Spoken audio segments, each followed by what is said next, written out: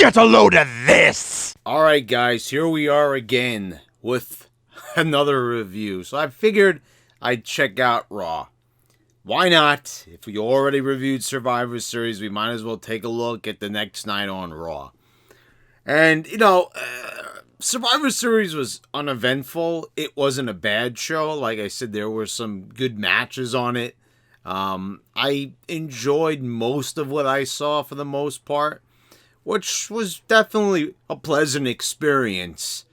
Now, Raw kind of re-solidified to me, why I don't watch the show, but there was nothing really that stupid on it. I mean, there was some stupid stuff, some stupid things were said, and I'm definitely going to get to it here. But there was nothing really overwhelmingly retarded. So we'll get right into it. So we start off with Scrap Iron Adam Pearce in the ring, and somehow, I know this guy did contract signings and stuff, but he's been like shoehorned into the authority role, the authority figure role, and I don't understand like how this is. It's just like all of a sudden this guy just kind of shows up. He's been an agent, in the back. You only saw him in like on, when they needed to have like people come up to break up a fight or something like that. Those are the only times you see the agents, like when you would see like Fit Finlay or Dean Malenko or, Jamie Noble, all the different agents throughout the years. That's the only time you would see these guys. So all of a sudden, now he's just in there with these guys on the mic and he's deciding matches. It's like, okay. It's kind of like, Mr. Kruger on Seinfeld. He's like, is that what you do now? You hire people? It's just a little sudden, to say the least. It's like, well, okay, there was an authority figure before. That was one of the problems with wrestlers making their own matches. So, why not? I mean, you could at least explain it. How did he get this authority? Did Vince McMahon give it to him? Could he explain? No, he just kind of shows up one day and starts making matches. And I hadn't been following consistently, but I was reading up on this, because I'm not going to go back and watch all the stuff I missed. But apparently, he kind of just showed up for the contract signing a few months ago with Bray, Strowman, and Roman. And that was basically it. He was just kind of the authority figure from that point on. And that makes absolutely no sense whatsoever. It's like, well, just hang around a little bit if you like it and just make some matches. Like, okay, this segment right here to open things up was cringy as hell. And it wasn't just Matt Riddle. It's just, I've always said this. I hate this format when they would have like one guy come out after another, say something, and especially this where they just group everybody together. This reminded me of like the when they would do the Money in the Bank matches, and they would have them all sitting on top of the ladders. This is just goofball 101 is what I like to call it. You want to have a goofy segment, you have it like so choreographed. This wrestler speaks, now it's time for this one to speak. Like, can it just be how it used to be? Like a natural conversation? We can't have that anymore. I mean, honestly, I've even seen certain things even after the Ruthless Aggression era, even in the so-called PG era, where they've had more natural conversations. I mean, you could even go back to things from 2009, 2010. You could clearly see the way the promo is constructed. And and these are guys that, like, there's veterans in here even. And, the veterans like Sheamus obviously sound better than, other guys like Matt Riddle.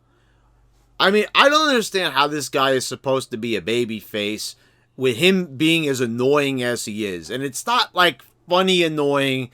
It's like, oh my God, annoying. Now, okay, you're going to say, Brad, you're biased. You don't like this guy. You don't like the things that he's saying about Goldberg. This guy has a gigantic mouth. And I understand that this is probably not his material, but it kind of just sounds like stupid shit that he really would say in real life. I'm sorry to say, but it just kind of does. It fits too much. You know, they're obviously going for the stoner character. They're having him like squint his eyes and stuff like that. Like, bro, like, it's just really annoying. And he's talking about, do I get a crown because I beat Corbin? Do I get Drew McIntyre's sword? I mean, he sounded like a 3-year-old. Like something that, like, seriously, a kid would say, like, watching this show. Hey, I wish I had Corbin's crown. Well, you know something? That's probably something that one of these, someone my age, a 30-something-year-old smark might say, even, I wish I had that, or, not. I mean, oh, God. Please don't tell me that that's what they're going for there. I don't think so. They're just trying to make him sound like a stoner. How did RVD pull that off so, artistically? But you've got Matt Riddle, who's just Riddle, by the way, minus the Matt, who just pulls it off and just horrible, where he just sounds like a complete dope. And that's exactly what Sheamus called him. He called him a dope. And, and that's exactly how it is. And really, like, by calling him a dope, Sheamus seemed like the face here when he's supposed to be the heel. So, like, their priorities are all mixed up. So, anyway, they're out here because they're supposed to be pleading their case to Adam Pearce, which just sounds stupid as hell. Like, this is what I'm saying with these choreographed promos. Well, why don't you tell me why you think you deserve it? Like, these wrestlers just used to take it by force, basically. They would leave McMahon with no choice but to make these matches. Because they'd be too busy brutalizing each other for there to be any sort of, let's debate it out, guys. Hey, that's a good point. No, there shouldn't be any of this. And AJ saying, I didn't even finish talking. It just, come on. This is just nerdy, just really, like, sterile promos right here. And there really is no place for this type of stuff when it comes to having exciting television. Like, this is not exciting. This is just so by the numbers, and like the numbers are upside down and they're all fucked up. Like, this is not even good by the numbers. Good by the numbers would be like just predictable but decent promos, or below that bar even. I would love if they were just decent, predictable promos, but we're not getting that. So Strowman, does his cartoonish like voice, like, which I'm getting so sick of, by the way. Like, I don't know. I used to sing Braun's praises on here, but I mean, I don't think it's the guy's fault. They've just completely ruined him for me. Because, like, I'll sit around and I'll say it. I'll be the first one to say it's not Braun's fault. But they have done everything in their power to make sure this guy is not a success. Like, I'll tell you the truth. Like, the fact that this guy was even a world champion, I don't even count it, really. I mean, he was just a stand-in because of, Roman didn't want to participate because of the pandemic. He wanted to take a few months off. That's the only reason that they shoehorned him in there against Goldberg. And it should have never happened. He was in, like, no position to even be in that match where he could, like, win and it would be, like, acceptable. Like, there was, like, no build to it. Just shoehorned in there at the last minute, and they wouldn't even admit that he was in the match with Goldberg because they were ashamed that Roman just dropped out at the last minute. So he ends up headbutting Adam Pearce. Pearce has him escorted from the building. So up next, he got the New Day defeating Shelton Benjamin and Cedric Alexander. This is, like, not like a bad match, like the flow of it or anything like that. But how many times, like I said during the Survivor Series review, how many times are we going to have New Day win these belts? Like, you broke them up, from Big E. And you're still going to carry on with the same New Day garbage, the same attires, the same annoying yelling, and same mannerisms, the same deal. and no one's getting sick of it. You know, some people on the internet apparently complained, you know, but like I think they're just truly scared to lose their merchandise sales, and so I guess that's the strategy there, right? At least we've got 2/3 of New Day, so we're gonna at least keep them together. Just end it already. Are they that desperate, you know, to do something with these guys that they'd be willing to have them hold on to this for a few more years? I mean, could you imagine? This is why I'm not sticking around for this, because I think that's exactly the plan. Because really, where do you go from here with Xavier Woods? And where do you go from here with Kofi Kingston? Before New Day, they tried 1,000 things with Kofi Kingston, teaming him with CM Punk, putting him on his own with as a single star. They did everything in their power. You know, even having him like beat Randy Orton in the fluke win and no one cared. They tried so many things with this guy and nothing stuck. And it's going to be basically the same deal. So they're figuring like this was something that was somewhat successful, you know, especially for this niche audience that we currently have. So they're going to stick with this. And that's how it's going to be. And how do they end this match? Well, it's going to be a theme for the night. That it ends with the roll-up of all things. And, you know, this roll-up, I mean, I have talked about this, but I think it's actually gotten worse. You know, they had a problem with, like, not protecting anybody and just having these clean finishes with, like, even heels going over with clean finishes. But now, I don't know, it's exploded, or maybe it's just my imagination because I'm so fed up with the product and I'm turning it back on and seeing basically the same type of shit happening again and again. But there's more roll-ups. Like, seriously, first of all, can I ask a question? Why is Cedric Alexander teaming up with Shelton Benjamin? Is Shelton Benjamin, like, here to, like, carry all these guys? Chad Gable, Cedric, you know, Alexander, like, does anyone remember, I said this in my Survivor Series review, how good Shelton Benjamin is? I mean, you could clearly see it. Now, I know the guy has not been ever a great talker, but you heard him with Chad Gable. He obviously got better over time, and that would be to be expected. But this guy, if we're talking about athletes, and this is the way how we judge people now based on who deserves to be where, then I said it like months and months, years and years ago. Shelton Benjamin should then be the world champion based on that, because this guy is a God-given athlete right here. I mean, the talents are just amazing. I mean, the athleticism on this guy. You know, and also, this is a guy who's considerably aged over the years, and he's aged like fine wine. I mean, he's in better shape now, arguably, than when he was at his peak. You know, like the 2004 and 2003, you know, with Benjamin. And somehow, some way, you know, they treat this guy like he's a jobber. They threw him. The Hurt Business is like the most random thing. It's kind of like another version of New Day. Here's a bunch of guys we have absolutely no idea what to do with. So we're going to take one of our most successful, or like not really our most successful thing, but something that was somewhat successful during the Ruthless Aggression era. MVP, which is a guy that I actually admitted. I am not going to pretend like I've always been a fan of this guy. I quite frankly was never really a big MVP fan. But then, after seeing all the goofballs that came across WWE over the years, I appreciate a guy like MVP.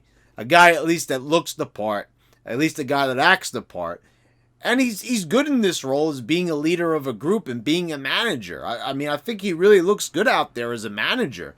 And he seems like being the brains of the operation. I like this idea. But these guys are just like thrown in here haphazardly. Like Bobby Lashley. Well, we'll get to that in a moment. But, you know, Shelton Benjamin, like, obviously you look at this group and anyone that's, you know, not like just a smart and just all cares about high spots and stuff like that, knows that Cedric Alexander is obviously the weak link of this group. You've got guys that look like Shelton Benjamin, you've got guys that look like Lashley, and then you've got guys that look like Cedric Alexander being headed up by MVP. to me, this actually just makes MVP look really bad for even recruiting somebody like this. Does not make him look good at all. Because, like, why would he pick those guys and then settle on someone like Cedric Alexander? Doesn't really make a lot of sense to me, to be quite honest. It seems like MVP just has low standards. I just think it's weird. And so backstage, you have Randy Orton talking to Pierce. And, Pierce is just talking in such a quiet, monotone voice. He's like probably the worst authority figure I've ever heard, or seen. I mean, and this is a respectable guy on the indies. I mean, Scrap Iron Adam Pierce, this was like an NWA guy. I mean, come on, he's not like a huge star or anything, but he's a veteran of the business. I mean, I guess he understands it for what it is. But anyway, Adam Pierce is like, I don't know, guys. I've got to talk to people. Like, what? Like, what? Hello? Speak up. I can't hear you. Like, what? You can't get anyone else to do this role. I don't understand. Like, this is who they got. Like, even Jamie Noble, with his accent, would be better in this role. I mean, seriously. Is anyone else but Adam Pierce? Like, this is the best you could do. So he's going to make some one-on-one matches. The winners of those matches is going to go on and do like a triple threat. And, it even got to the point where Charlie sounded more forceful than Adam Pierce even. She's like, this is the last time I'm going to try. Pierce like, okay, like, what's with the attitude? I don't get it. And Pierce is like, oh, okay. I'm just not understanding his role here. And the thing is, I would be remiss if I didn't talk about the fact when he pronounced Drew McIntyre's name, he called him Drew McIntyre. How the hell do you even make that mistake? McIntyre? McIntyre? And people on the internet are like making a big deal about this and they're playing it out. But I really have to say that was definitely a hey, whoa moment where it was just complete goofballishness to the umpteenth power, folks. I mean, how do you make that mistake? I mean, honestly, they don't even sound anything alike. Mackinfart? Does he have something against Drew, like that he had to get that childish nickname in there? I mean, I don't even think a 5-year-old would make that mistake. I mean, here I am making comparisons to 5-year-olds once again, because, I mean, that's obviously, that's the mindset that they have. That's why Pierce is, like, saying Mackinfart. I mean, that just pretty much shows you the quiet voice, the flubs. Worse than what was his name? Mike Adamle. Remember that guy? Who made like 1,000 mistakes and goes on wrong. At least that guy had a good voice. At least that guy kind of looked the part in any way. Adam Pierce with his like tiny head and small, man voice is just not a good fit for the authority figure role. I mean, seriously, you compare this guy to like Eric Bischoff or even, speaking of tiny heads, Teddy Long. I mean, could they not at least get him in there? Anybody but this. I mean, this is kind of pathetic. So you've got Riddle and Sheamus in a match. And you obviously know who I'm pulling for here. But of course, they got to go with, bro. And again, the match ends with a roll-up. How, okay, I know that Sheamus is like never won with white noise. But how the hell do you get this like move off the second rope? Smashing the guy down the canvas, and that's not 3. We back to this garbage. I didn't really see it at Survivor Series much, but how is he kicking out of that? Like, I'm sorry, like, once again, we can't have everyone just kicking out of these big moves. That should be a finisher for Sheamus. I mean, honestly, besides a bro kick, if he ain't gonna do the Celtic Cross anymore, which he hasn't done in years, then we'll go with the white noise. But no, that doesn't end it. I don't know why they're going with this guy. He's really like, exactly, he's just the dopiest dope I've ever seen in my life. He looks just ridiculous out there. Like, it's just the total facepalm every single time I lay eyes on this guy. Every time he opens his mouth, He sounds like a goofball. And that's what I'm saying. I think a lot of stuff he is saying on camera is a lot of his own material. Because I've heard him. I heard him when he talks about Goldberg. Sounds like a fucking moron. And he sounds like it here on the show too. And okay, yeah, I know what most people are going to say. That's who the show was written by and for is morons. So, you could save that joke because we obviously know that that's where people are going to go when they hear that. But it sounded to me like this guy is just a total mush brain, to be quite honest. And it ends, again, like I said, another roll-up, another like, oh, gotcha, oh, they're so close. So sick of those finishes. I said, this is why people are saying things have changed. I get it. Things have been moved around on the roster. They're sort of, kind of booking things a little differently here. But really, like, guys, what has really changed about this show? Okay, well, we're going to get to that one now a little bit. What has changed? We've got Bray Wyatt and Alexa Bliss. And I love what they've done here. Of course, have they fucked up Bray Wyatt's character? Oh, you better believe they have. They have definitely done a number on him. Going from champion to not even being anywhere near the world title picture. And, this is a character that, some people might say that he's growing, but he's not really going anywhere. He's shifting from feud to feud. So they did Damage Control. And I like, and if it's going to be Damage Control, I got to give credit where credit's due. Alexa Bliss was a perfect pick for the role that she's in.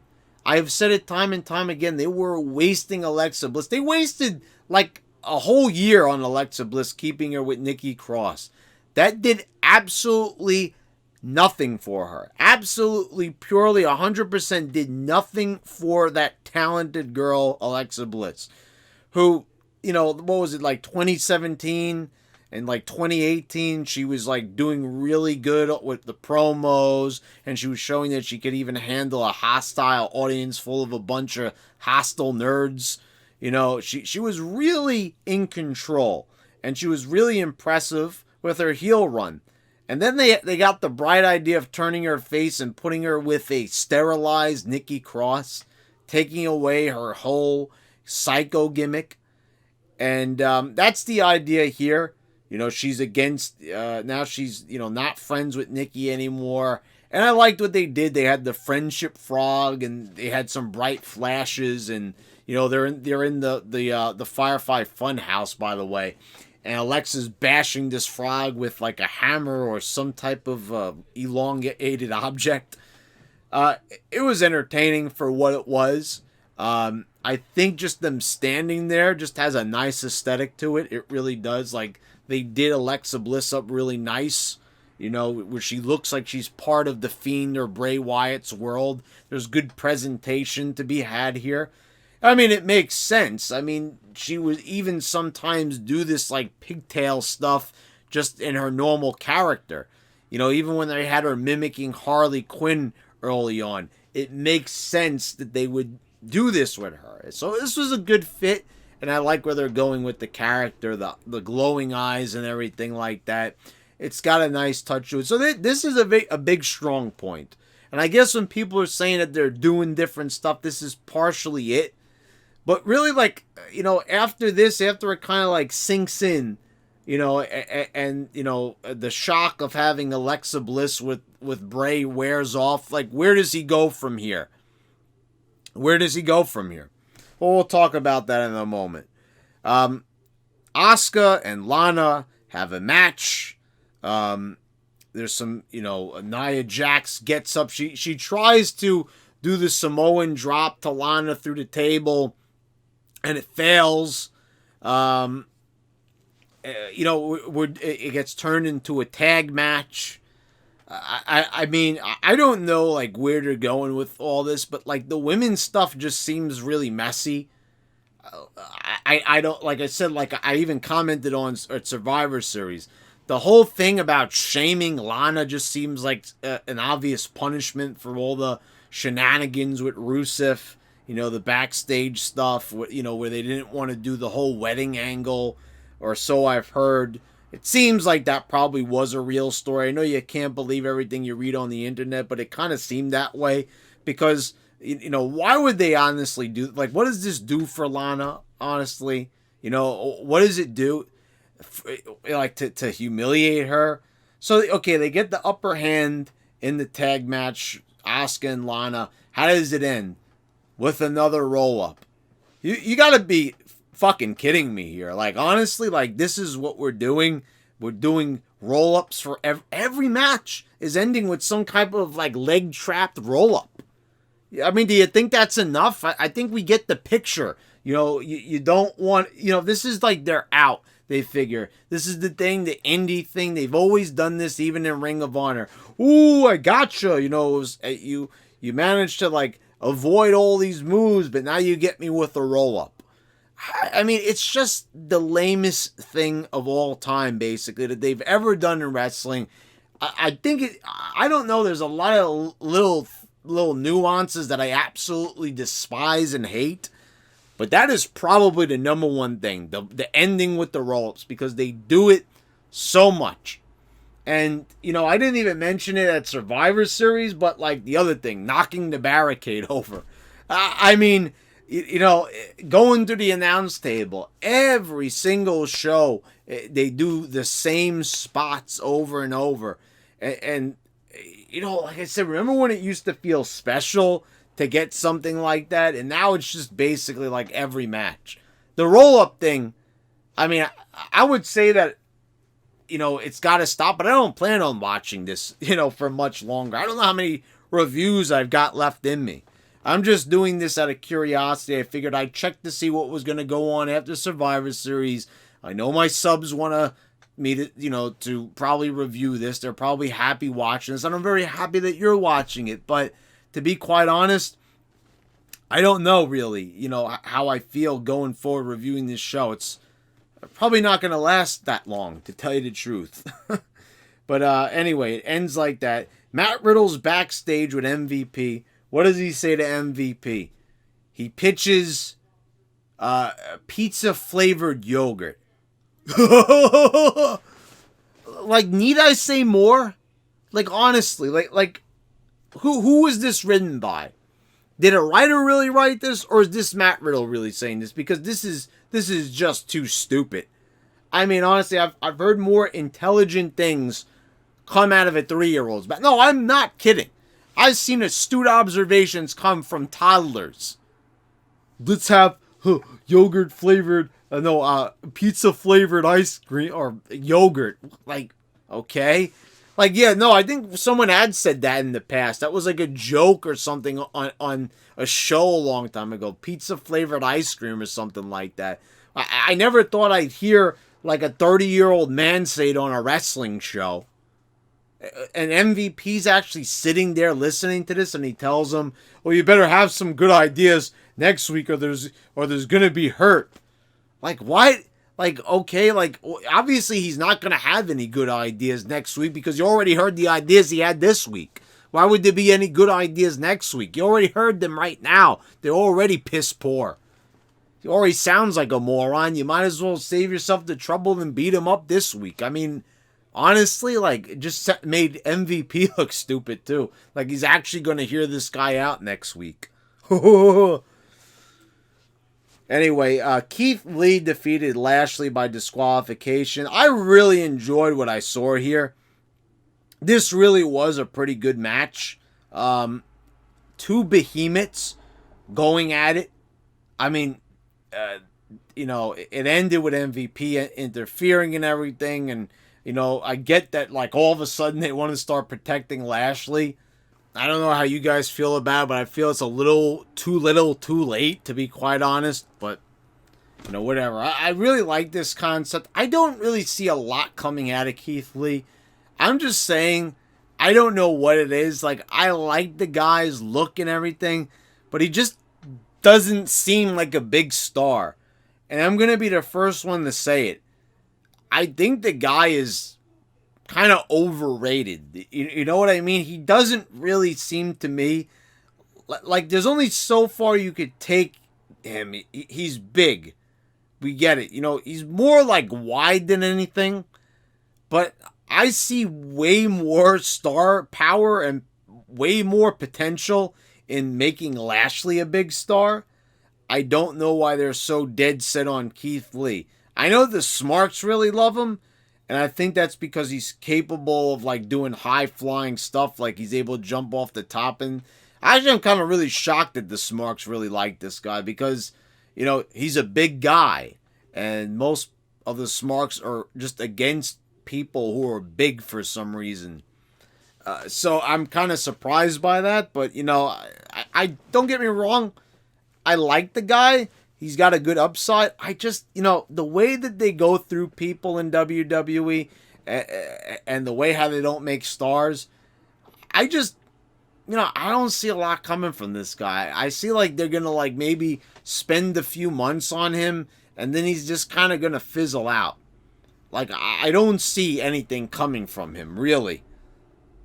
And you know that I'll usually say that, like, something will probably come of this person, like Drew McIntyre, because you could kind of just tell. But Keith Lee is just, like, one of those people where I see him like, yeah, he's not really going to be lasting a lot longer, I don't think. We've got Nikki Cross cutting a promo. Once again, the most sterile promo you're probably ever going to hear. I mean, man, what have they done to her? Just like... it's the blandest promo. Like, she had this whole thing going on, and I know I said sometimes it was a little bit too overblown with the Nikki, and you know, wants to play, and she was like repeating a lot of the same stuff over and over. But it was way more engaging than this. Just, you know, oh, I'm just the butthurt friend. Like, you know, I'm sorry, I'm not sympathizing with this. Like, is anyone really just sad that Alexa Bliss is breaking things off with Nikki Cross? Was there really any like genuine fans of this tag team? Because I mean, like, to me, it just seemed like a hindrance to Alexa Bliss. Like, I don't get why they do this. It's like the same concept like Shelton Benjamin. Why does he need to be in a tag team? Why did she need to be in a tag team? I understand, like, you know, you want to give, like, Nikki Cross something to do on the show. But not everyone can have a spot on the show. I'm sorry to say this. You know, this is like Cody Rhodes syndrome. Sorry, you're not good enough to be there. I'm just being perfectly honest here. You know, there's nothing wrong with Nikki Cross. She seems talented. She's good at doing the thing, but, you know, and she was funny a few times when she was like freaking out, you know, at the announcer's table. But, you know, like I said, there's not a lot of star power there. When you have all the star power in Alexa Bliss, why would you weigh her down by just putting her in a random tag team? I've said this time and time again. Why are you working backwards with people? Like, after you've already accomplished so... Like, when did you ever see that? With the sole exception of the Rock and Sock connection, which didn't really last that long. It was like something novel for them to do, and they were still doing singles things at the same time. And they didn't stay on that one singular idea. But, like, did you ever see, like, anyone, like, start a tag team after they've already been successful? Unless it was, like, the Hardys and they go back into it for nostalgic reasons. But did you ever see it like Shawn Michaels? You know, aside from, like, DX, but that was a faction. You know what I'm saying? You didn't... Yeah, factions, but not, like, tag teams. You have people who having successful singles careers, like winning world titles and then, like, you know, and getting sucked into tag teams. It doesn't make any sense to me. Anyway, so they have this match, and, like, Bliss pretends like she's crying. She's done that before, to be quite honest, right? I think she did that with Bayley, you know, a while back. I think that was, like, the match right after that terrible "This Is Your Life" segment. So, you know, but I did like how she hit the Sister Abigail, or some version of it anyway, and she did, like, one of these kind of pins. You know, it was a cute touch. I enjoyed it, and, That was about it for that. That was the blow off to that thing, and I wouldn't be surprised if you don't see Nikki Cross again after that. Like, where do you go from that after with Nikki Cross? Like besides making her just a random, like Natalia style character where there's just like complete monotone and nothing there. Like just making her just like a good wrestler. That's basically all I kind of see coming from her. So but I kind of got a feeling that like that's it for her. Maybe put her back in NXT because you just kind of like ended everything. I'm not saying that's a bad thing. Like, okay, that for continuity's sake, this way they can cut ties with each other. Anyway, so will end things here with AJ Styles defeating Randy Orton. And, I don't know how I feel about Randy Orton getting scared by The Fiend. Like, this is a guy that, like, he was getting scared in his 20s by The Undertaker. And now he's getting scared by The Fiend. And quite frankly, the stuff that The Undertaker was doing to Randy Orton back then was far more freaky. Like seeing the image of him and his father in the casket. Remember all those classic moments from back in 2005 during the Ruthless Aggression era? Remember all those moments? They were a lot scarier. So Randy Orton's getting freaked out here. It just, Orton after everything, like burning down Bray's house and all that, and they even did a little like tribute to that during the Firefly Funhouse that I didn't even mention before. Why would you all of a sudden be scared of a guy in a mask? And I get it, it's The Fiend and everything, but first of all, why does he even have a problem with Randy Orton? I don't even understand this. Like, what is the what's the correlation?